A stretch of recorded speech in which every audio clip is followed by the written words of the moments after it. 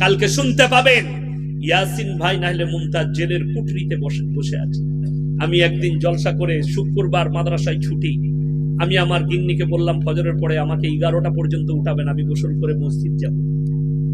আমার মা চলে এসছে 9:30টার সময় আমার কামরায়, কি করছে বলে ঘুমাচ্ছে, এসে পাশে বসলো সোফাতে।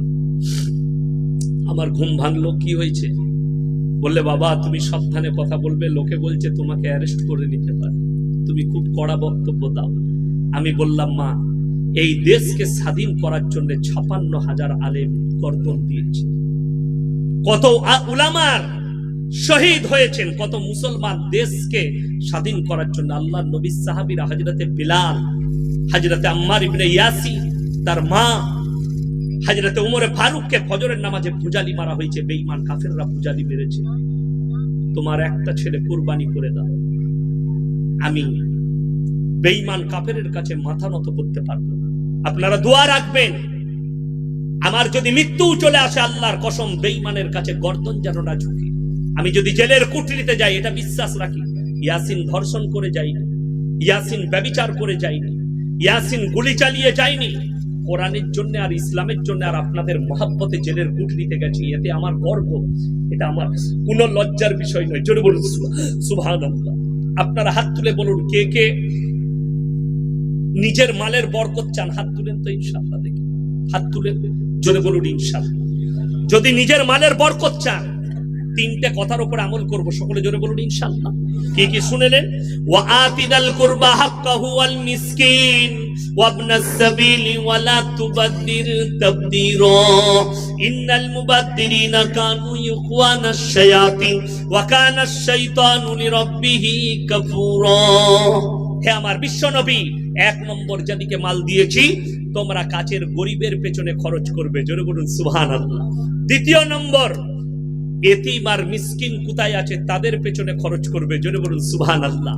আর 3 নম্বর, মুসাফির যদি তোমার কাছে হাত পাতে তুমি ফিরিও না। আজকের এই মজমায় মুসাফিরকে এখানে সবথেকে বড় এখন আমি 200 কিলোমিটার রাস্তা অতিক্রম করে চলে এলাম, আমার মুমতাজ ভাইও প্রায় অতটা রাস্তা অতিক্রম করে আসছেন কলকাতা থেকে, তিনি মনে হয় চলে এসছে আলহামদুলিল্লাহ, আমার পরেই আসবে একটু পরেই।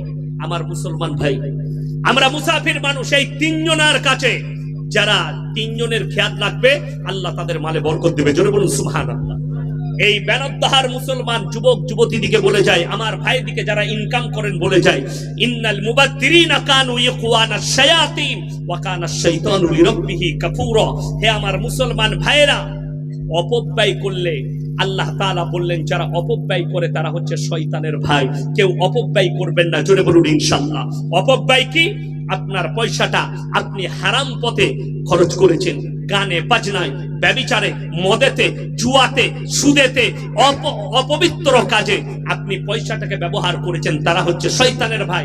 শয়তান জান্নাতি না জাহান্নামী? জাহান্নামী।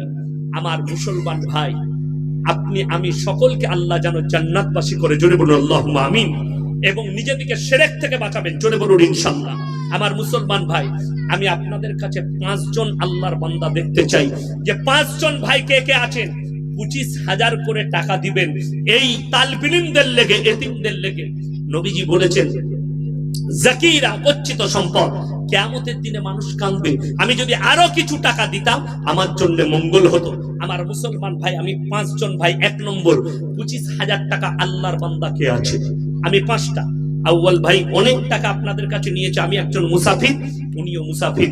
আমার পরে মুমতাজ ভাই আসবেন, তিনিও মুসাফির। আমি চাই 25,000 টাকার একজন আল্লাহর বান্দা প্রথম বিসমিল্লাহ কে আছে? একজন ভাই, 25,000 টাকা একজন আল্লাহর বান্দা কে আছে? প্রথম বিসমিল্লাহ।